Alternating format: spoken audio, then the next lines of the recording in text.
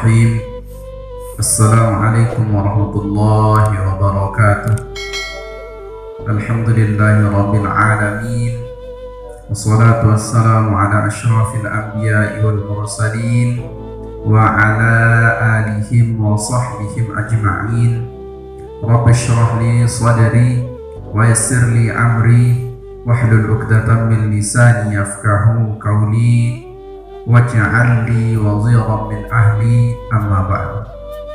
Sama-sama kami hormati dan kami muliakan pula para penonton dan para pendengar yang insyaallah semoga selalu diridhai dan dimuliakan oleh Allah Subhanahu wa taala. Amin ya rabbal alamin.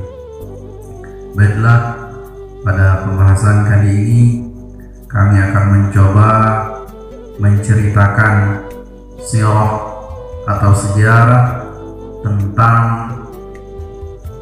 kenapa harus dilaksanakan puasa. Kami pernah mendengar dari para syekh kami, dari para ustaz kami menceritakan kepada kami tentang sejarah bulan puasa, dan kami pula akan menceritakan kembali kepada rekan-rekan atau kepada penonton sekaligus pendengar Wadbadli Channel dimanapun berada. Para hadirin, para pendengar rahimakumullah, jadi kami akan menceritakan sebuah sirah kenapa dijadikan sebuah puasa itu diwajibkan oleh Allah Subhanahu wa taala. Hal itu terpulang dari penciptaan akal dan nafsu. Akal diciptakan oleh Allah Subhanahu wa taala.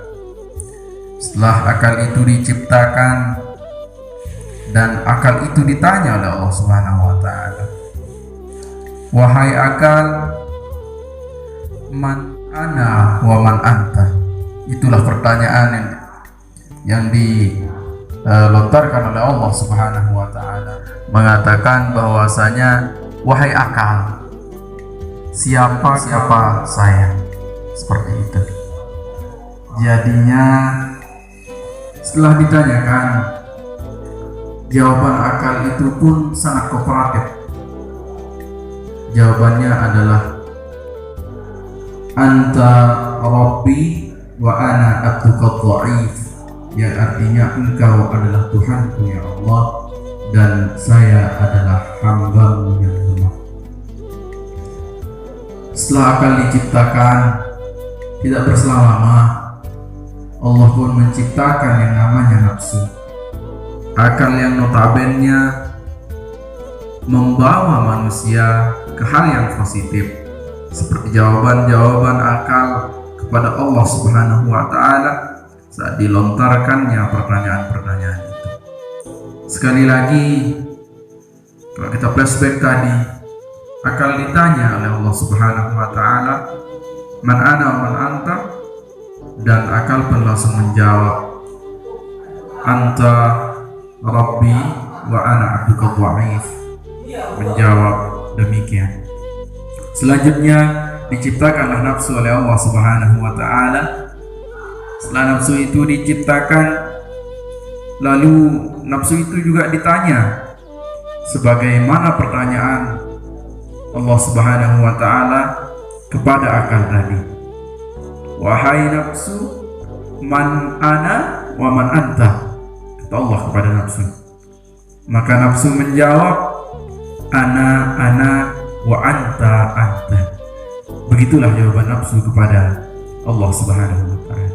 Yang artinya Allah menanya nafsu, siapakah engkau dan siapakah saya? Firman Allah. Allah menanyakan kepada nafsu, lalu nafsu menjawab dengan angkuhnya, dengan sombongnya, seakan-akan dia tidak diciptakan oleh Allah Subhanahu wa taala. Dia menjawab, saya dan kamu. Itulah jawaban nafsu. Maka dengan konsekuensi atau akibat dari nafsu menjawab seperti demikian, lalu Allah memberikan hukuman kepada nafsu dengan memasukkannya ke neraka jahanam selama 1000 tahun.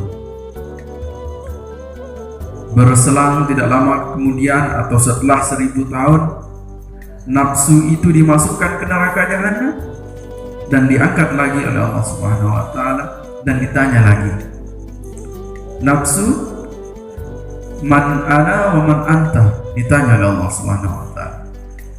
Dan nafsu pun menjawab persis seperti pertanyaan atau seperti jawaban yang pertama ia jawab di hadapan Allah Subhanahu wa taala. Saya adalah saya dan kamu adalah kamu. Sungguh tidak tahu dirinya nafsu menjawab seperti itu kepada Sang Khalik, kepada Allah, Tuhan yang hakiki, Tuhan Rabbul Jalil, yang membuat segala makhluknya dari tidak ada menjadi ada. Setelah berselang lama kemudian, Allah memberikan konsekuensinya lagi kepada nafsu. Memberikan konsekuensinya lagi, dimasukkan ke neraka haus dan lapar, dimasukkan ke telaga haus dan lapar, juga selama 1000 tahun ceritanya. Setelah tidak diselang lama selama 1000 tahun itu, lalu diangkatlah nafsu. Setelah diangkat nafsu, apakah yang terjadi? Nah, hadirin hadirat, jadi setelah diangkatnya nafsu itu, langsung Allah menanya lagi dengan pertanyaan yang pertama dan kedua dilontarkan oleh Allah Subhanahu wa taala. Apa pertanyaannya? Wahai nafsu, man anta wa man ana, seperti itu pertanyaannya. Lalu nafsu menjawab, anta rabbi wa ana abduka dhaif. Artinya, kenapa nafsu diciptakan dan kenapa akan diciptakan dan kenapa kita harus berpuasa. Ternyata akal itu lebih cenderung membawa kita ke hal yang positif dan nafsu itu cenderung membawa kita dari hal yang negatif. Kenapa demikian? Karena dengan akal kita bisa berpikir jernih, karena dengan akal kita bisa membedakan mana yang hak dan mana yang batil, dan dengan akal kita bisa berpikir jernih, berpikir dan tahu mana api dan mana air, seperti itu. Namun beda halnya dengan nafsu, berbanding terbalik dengan akal. Nafsu selalu terus membawa kita, selalu mengkontrol kita supaya kita menuju hal-hal yang negatif. Contohnya dengan nafsu, kalau kita melihat lawan jenis kita, wah, ini adalah pemandangan yang indah. Kita melihat suatu yang memang tidak boleh kita lihat dan dilarang oleh Allah Subhanahu wa taala. Karena dengan nafsu kita bisa saja melakukan hal itu. Maka kenapa? Artinya kesimpulan yang bisa kita ambil di sini, yang bisa mengalahkan nafsu adalah haus dan lapar.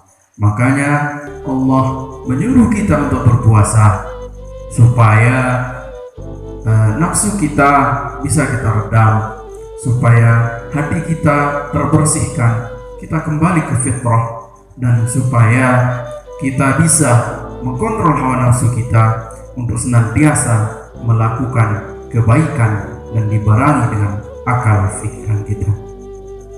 Hadirin, saya sendiri hamba yang dhaif ini,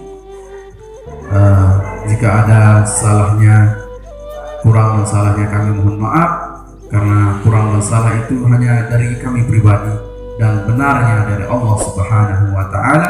Unzur man qala wala tanzur man qala. Sekian, wassalamualaikum warahmatullahi wabarakatuh.